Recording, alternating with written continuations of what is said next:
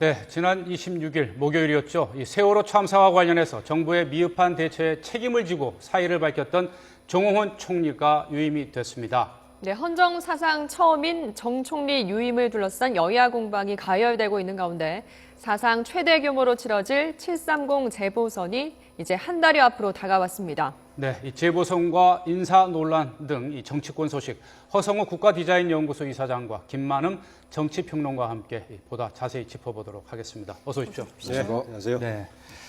먼저 이 정홍원 국무총리 유임 소식부터 좀 짚어보죠. 네. 안대의 문창극 두 후보자가 일단 낙마를 해서 이제 청와대가 고심 끝에 이 정홍원 총리 유임을 결정했는데 이 헌정사상 참 유례가 없는 일입니다. 뭐 여당에서는 정말 고뇌에 찬 대통령의 결정이다 이렇게 얘기를 했고 야당에서는 뭐 오기 인사다 뭐 이렇게 얘기를 하고 있습니다. 우리 허 이사장께서는 그 인사에 대해서 어떻게 보십니까? 일단 대통령의 인사 결정에 대해서는 일단 그 부분에 일단 존중하고 싶습니다. 왜냐하면 대통령의 정책 결정이나 아니면 정치행위 중에 가장 그 중요한 무기가 인사거든요. 네. 그 인사와 관련해서 이제 국민들 눈높이에 맞지 않는 인사를 했다고 해서 그것이 뭐 다 100% 나쁜 건 아니거든요.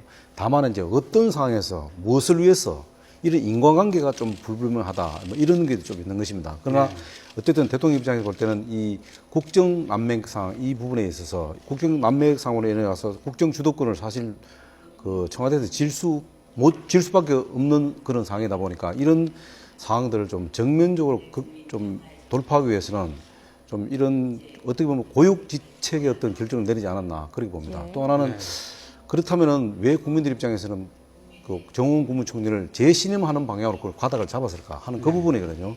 그 부분은 아무래도 대통령께서 차기 총리를 했을 경우에 만약에 3번에 낙마했을 경우에 그 받는 청와대의 어떤 그 굉장히 그 뭐랄까 입장 부담 이런 것들이 아마 굉장히 그 대통령 입장에서 볼 때는 그것이 큰 아마 부담으로 작용하지 않았나. 그래서 결국은 이런 것들을 종합적으로 고려해서 일단 정홍원 국무총리를 현재 뭐 사표를 반려했지만 어떻게 보면 재신임하는 그런 측면에서 일단 결정을 내리지 않나 그렇게 생각합니다. 네. 지금 방금 이제 허 이사장께서 그러한 그 유임 배경에 대해서 이제 말씀을 해주셨는데 그런 부분에 대해서 좀 박 대통령이 직접 해명을 하면서 또 유임 결정을 했으면 또 좋지 않았을까 이런 얘기도 있고 해서 뭐 또 야당에서는 정말 오기 인사의 뭐 극치다 이렇게 또 반박을 하고 있는데 우리 김 박사께서는 어떻게 보십니까?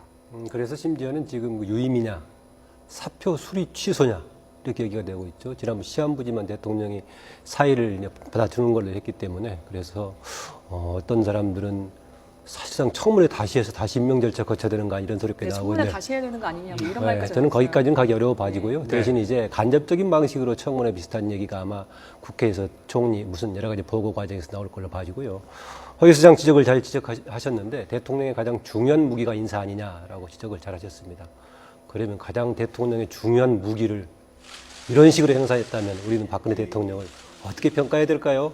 참 그렇습니다. 예. 청와대나 이제 새누리당의 주요 관계자들의 말을 들어보면 한 20명한테 이렇게 전화를 돌렸답니다. 근데 하나같이 손사래를 쳤대요. 그만큼 이제 본인도 부담스럽고 이런 분위기가 그리고 또 가족들이 그렇게 반대를 하고 있다고 해요. 이런 분위기로 흘러가는 것 자체가 사실 좋은 건 아닐 텐데요. 예, 그럴만하다고 봅니다. 지금 특별하게 자신이 없는 사람들은 좀 나서기가 굉장히 어렵고 또 적당히 경계선상에서 해볼 수도 있는 사람들의 경우에 통과한다고 하더라도 중간에 입은 상처가 너무 클 것이다. 뭐 그건 짐작할 수 있습니다. 그래서 이것은 어떤 면에서는 대통령 다음으로 높은 국무총리직을 담당해야 된다면은 그 정도는 감수해야 되는 것이 아닌가 한편은 그런 생각이 들기도 하고요. 네. 또 하나 그런 보도를 했던 뒷마무리에 뭐라고 나 있냐면은 총리 정도면은 대통령 가족에 해당되는 사람을 뽑아야 되는 것인데 그래서 대통령 주변 사람들이 아닌 나머지 영역 예컨대 야당이라든가 또 여당 중에서도 대통령하고 가까운 쪽이 아닌 사람들까지는 차마 접근 안 했다는 지적을 하는 거 보면은 그게 이제 모든 사람을 했는데 조금 영입하기 어려운 그런 것뿐만이 아니라 대통령 스스로가 너무 폭을 좁히고 자기 손안에 들어있는 사람을 속에서만 하려고 하다 보니까 결국은 이런 문제가 생겼다는 점이고요. 네. 아까 고뇌에 찬 결단 대변인 용어를 잘못 썼나 저는 짐작을 했는데 보니까 마침 허성 이사장도 고육지책 정도는 좀 이 점 해결할 수 있을 것인데 저는 고육지책이라고 할 경우에는 이 정도라면은 여당의 원내대표하고 수석만 전날 밤에 만날 것이 아니라 야당한테도 만나가지고 야당 대표께 정말 지금 총리 뽑으려고 하는데 사정이 이렇습니다.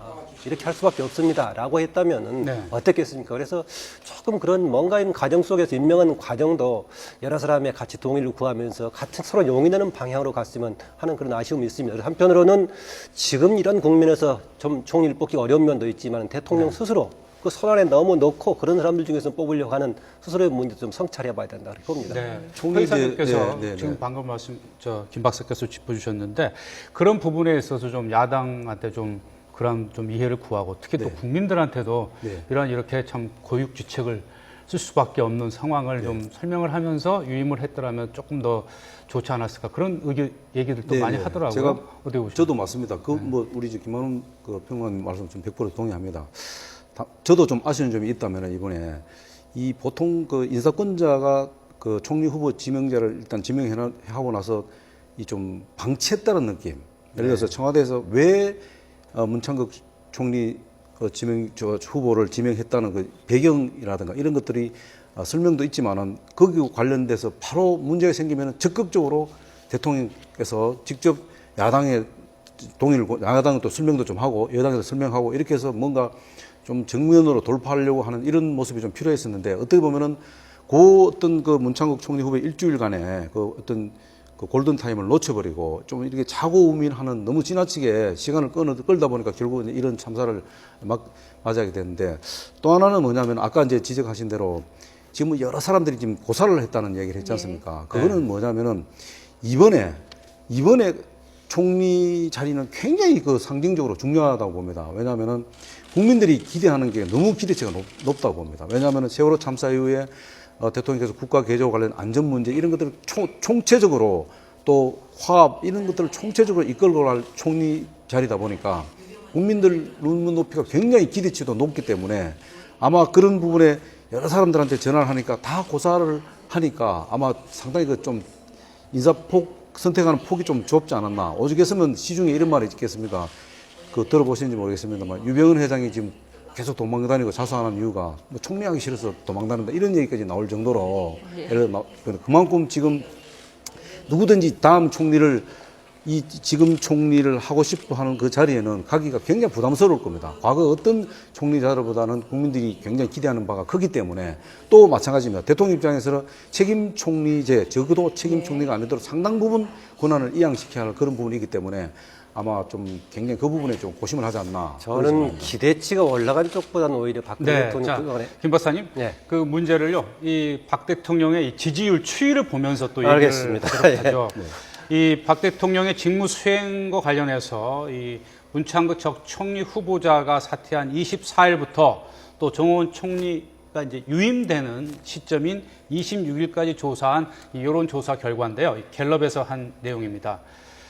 보시는 것처럼 이 긍정 평가하고 있는 지지율과 부정 평가하고 있는 지지율이 이제 엇갈렸습니다. 예, 그때 문창극 오히려 이제 네. 부정 평가 의견이 이제 48%로 훨씬 높아졌습니다. 이러한 이 지지율 추이에 대해서 허 이사장께서는 어떻게 보십니까?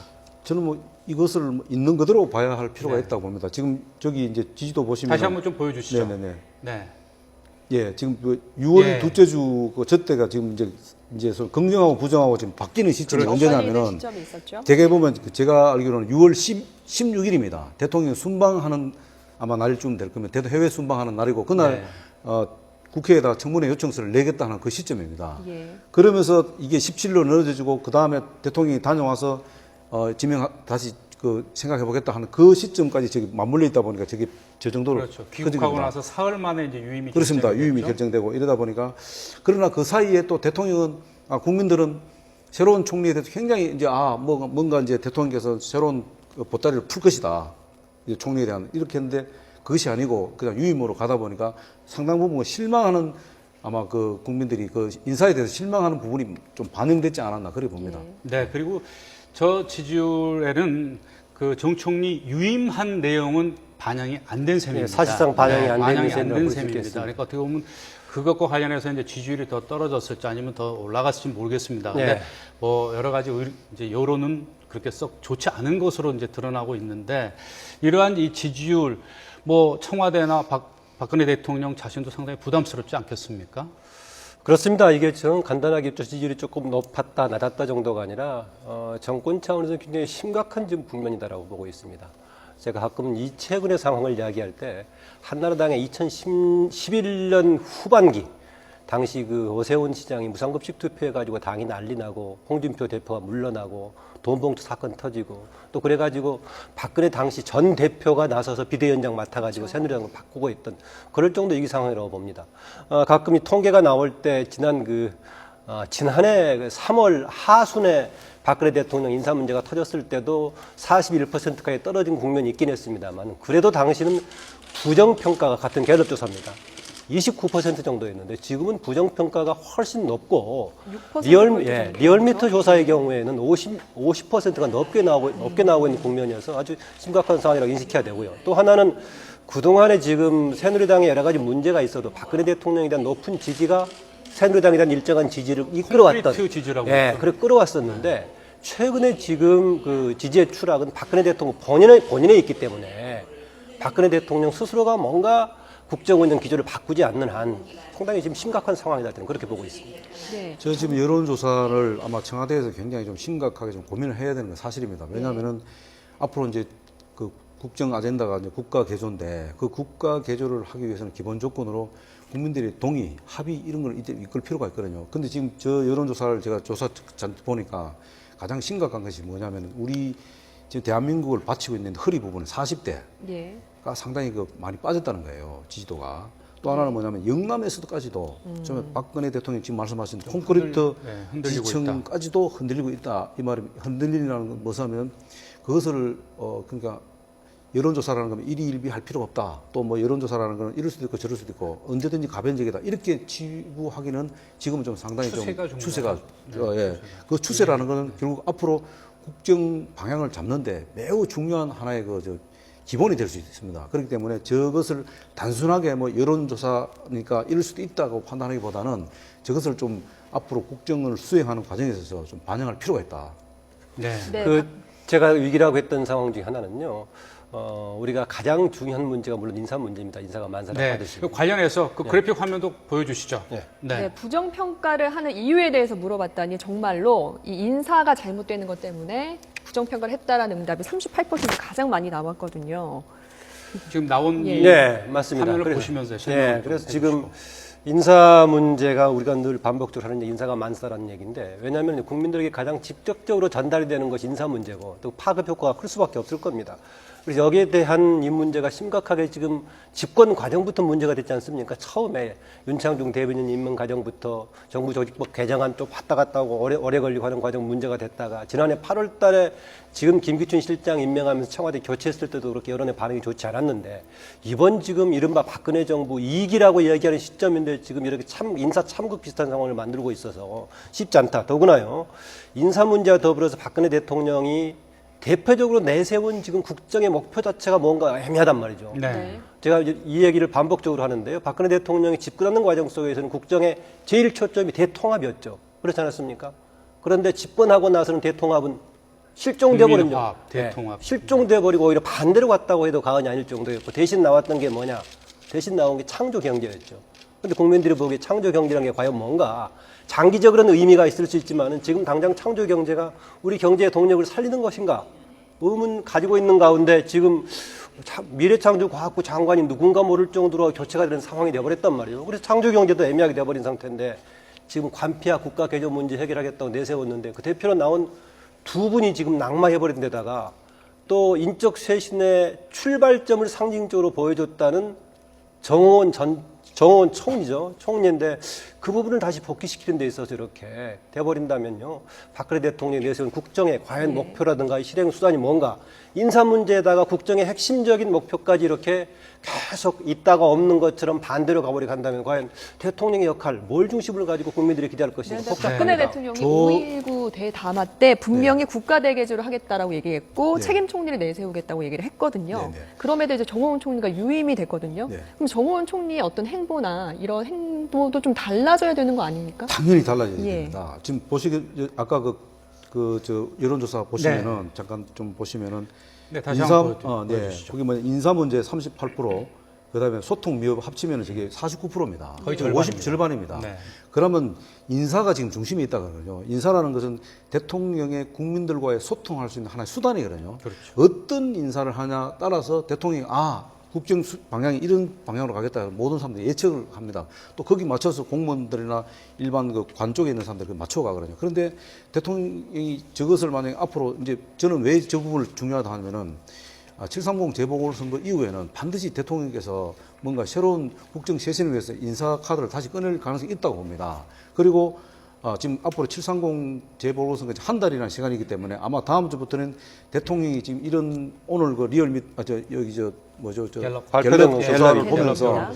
일단 다음 주부터는 대통령이 뭔가 좀 변화를 시도하면서 인사 문제에서 적극적으로 해명도 하지 않겠다는 기대도 있고 아까 지금 말씀하신 대로 정홍 국무총리의 스타일이 바뀌어야 된다. 반드시 바뀌어야 됩니다. 왜냐하면은 국민들이 지금 기대하는 게 굉장히 높습니다. 그것도 본인이 한번 사표를 냈기 때문에 사실 그렇죠. 재심을 받다 하더라도 이제는 정말로 그 메모만 하는 그런 총리가 돼서는 안 된다는 거죠. 그게 국민 눈높이에 맞추기 위해서는 본인이 국민 눈높이에 맞추기 때는 이제는 대통령한테도 바른 소리도 좀 하고 또 필요한 부분이 있으면 대통령한테 권한을 좀 위임받겠다고 또 요청도 할 필요도 있습니다. 네. 그리고 그 위임이라는 것은 물론 그 총리의 어떤 위임이라는 헌법에 보장되어 있습니다만은 중요한 것은 인사를 어떻게 운영묘를 살리라는 거거든요. 그러면 정홍 총리가 운영묘를 살리면 되는 겁니다. 네. 그래서 좀 적극적으로 뭔가를 이 국정 운영에 앞장서서 할 수 있다면 뭔가 또 반전의 기회도 있을 수 있다. 또 대통령이 그럴 만한 권한과 또 위임을 해줘야 되겠죠. 예, 그것을 네.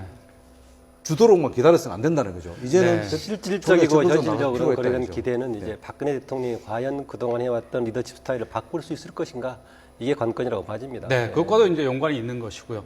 근데 이제 과거 정부에서도 그랬고요. 이 비선 인사, 이 공식적인 어떤 시스템을 거친 인사가 아니라 측근들, 그야말로 뭐 이 문고리 권력에 의한 이 인사들이 이 고위공직자로 이제 추천이 되고 이 임명이 되는 이런 과정 때문에 문제가 많은데 이번에도 과연 이 낙마한 총리 후보자들 어디서 추천이 된 것인가 이런 것을 놓고 뭐 박지원 의원은 뭐 만만해라고 뭐 이제 추정이지만은 뭐 이제 이런 데서 비선 라인에서 결국 이런 인사들을 추천하다 보니까 이렇게 인사 참사가 빚어지고 있다. 물론 이제 청와대에서 뭐 소설이나 다름없다고 부인을 하고 있는데 이 비선 라인의 추천 인사 이 역대 정권마다 좀 있어 오지 않았습니까? 그렇습니다. 대개 정권 하반기 때 되게 많이 드러납니다. 그동안에 있다고 하더라도 다른 문제 때문에 다른 권력이 작동하니까 노출이 안 되고 있다가 하반기 때 됐고요. 이명박 정부 때는 정권 비교적 초반기 때 나오면서 이른바 만사형통이란 말이 나왔을 당시 이상득이 형을 지칭하면서 나왔었는데요. 이게 지금 터지는 가장 중요한 배경은 깜짝 인사가 나왔는데 거기에 대한 책임이 분명하지 않을 경우요. 깜짝 인사가 발탁이 됐을 경우에 국민들이 보기에도 저런 사람을 어디에서 발굴했지 정말 괜찮은 사람을 발굴했구나 라는 깜짝 인사가 나오기보다는 깜짝 인사를 발탁했는데 보니까 이런저런 깜짝 놀랄 문제들이 등장했을 경우가 많아서 그런 것인데요. 그러다 보니까 만약에 정확하게 객관적인 통로를 통해서 만약에 천거를 했다면 거기에 대한 뭔가 변명이라든가 항변 이런 것이 가능할 것인데 그것도 없는 상태고 하다 보니까 어쩌서 이게 객관적인 뭐 실장 아니면은 실장도 조금 누가 주변에서 보게 청와대 대표에서 실장도 이게 뭐 실질적인 힘인 염정도 나오다 보니까 결국은 박근혜 대통령이 직접 하는 거고 박근혜 대통령 개인은 혼자 할 수 있는 것이 아니니까 주변에 사적인 측근들이 하는 것이 아니냐라는 의혹을 충분히 받을 만하죠. 네, 인사 문제에서 마지막으로 잠깐 언급하고 비선이라는 게 얘기하죠. 비선이라는 게 꼭 나쁜 것만 아닙니다. 왜냐하면 비선이라는 것은 잘 쓰면 약이 되고 잘못 쓰면 독이 됩니다. 이번 같은 경우는 어떻게 보면 만약에 비선에서 추천했다면 잘못된 케이스죠. 과거에 지금 아까도 말씀드린 와 있을 때는 뭐 현철이 라인, 그다음에 소통했죠. 그다음에 DJ 때는 연청 문제, 네, 그다음에 또 노무현 대통령 노사모. 그 있지 않습니까? 또 좌우제 뭐 네네네. 그다음에 이명박 대통령은 영포 라인을 해갖고 했지 않습니까? 이 뜻이 그것을 잘못 활용해서 그렇지 잘만 쓰면 굉장히 도움이 됩니다. 왜냐하면 여론 수렴한다든가 또 인사와 관련해서 이분을 하려고 하는 이분은 어떻게 생각하느냐 뭐 이런 여러 가지 할 수 있거든요. 근데 이제 저는 뭐 아직 뭐 실체는 뭐 박지원 그 의원이 뭐 만만해라 해서 뭐 이거 뭐 실체가 있는지 뭔지 모르겠습니다만은 그러나 어쨌든 중요한 것은 그런 비선 라인을 지나치게 의존해서는 안 된다는 거죠. 위험성이 굉장히 높다는 거죠. 그것을 아까도 말씀드린 잘 쓰면은 약이 틀못이 됩니다. 예. 잠깐요. 그럼 잘 쓰면 약이 되는 것이 아니라요. 박근혜 대통령도 근본적으로 끼리끼리 문화를 척결해야 관폐화 문제도 해결된다고 했는데 비선 라인은 결국은 끼리끼리 문화를 만드는 것이니까 근본적으로 척결해야 됩니다. 그것은 예. 공적인 시스템을 통해서 해야지 비선 라인을 통해서 해서는 안 그 돼요. 부분에서 제가 예, 조금만 저희가 더 짧게 말씀드리면 네, 마지막으로 짧게. 짧게. 이게 이제 대통령이 이제 이것도 보면 임기 5년대 우리 저 대통령 중심제의 어떤 폐해라고 볼 수 있거든요. 왜냐하면 대통령이 누구든지 5년 동안 자기와 같은 코드를 갖고 있고 자기와 또 어떤 국정 철학을 공유할 수 있는 사람하고 같이 일하고 싶은 그래서 5년을 마치고 싶은 거예요. 그러나 그것이 일상화가 되고 보편 타당하다면 그 국민들이 용납되는데 그러나 한쪽으로 너무 지나치게 치우쳐지면 안 된다는 그 편향되면 안 말씀을 된다는 드리면서. 말씀이죠. 네. 네, 지금까지 박근혜 대통령의 인사 문제에 대해서 두 전문가와 함께 이야기 나눠봤습니다. 허석우 국가디자인연구소 이사장과 김만흠 정치평론가와 함께했습니다. 고맙습니다. 네. 네.